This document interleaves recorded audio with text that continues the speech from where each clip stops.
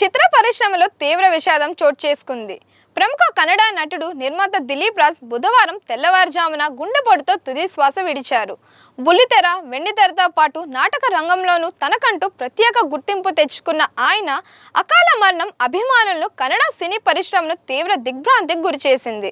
కుటుంబ సభ్యులు తెలిపిన వివరాల ప్రకారం బుధవారం తెల్లవారుజామున దిలీప్ రాజ్కు తీవ్రమైన గుండెపోటు రావడంతో వెంటనే ఆయన్ను ఆసుపత్రికి తరలించారు. అయితే అప్పటికే పరిస్థితి విషమించడంతో వైద్యులు ఎంత శ్రమించినా ఆయన ప్రాణాలను కాపాడలేకపోయారు.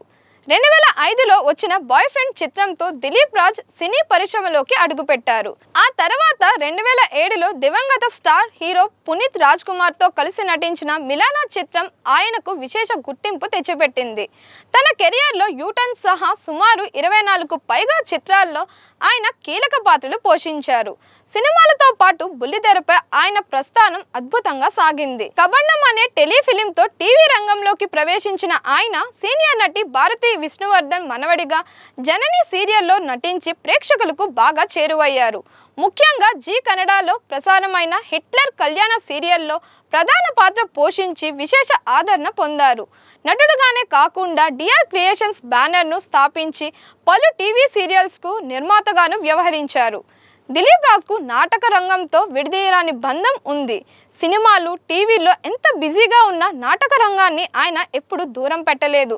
నటరంగ దృష్టి వంటి ప్రముఖ థియేటర్ గ్రూపులతో కలిసి పనిచేశారు. నాటకాల్లో నటిస్తున్న సమయంలోనే ప్రముఖ నటి నందిత పరిచయం ఆయన్ను టీవీ రంగానికి అడుగుపెట్టేలా చేసింది. బహుముఖ ప్రజ్ఞాశాలి అయిన దిలీప్ డబ్బింగ్ ఆర్టిస్ట్గాను సత్తా చాటారు.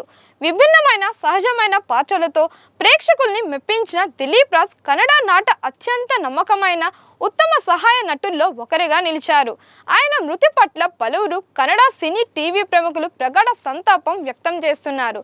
Please like, share and subscribe to Disha TV.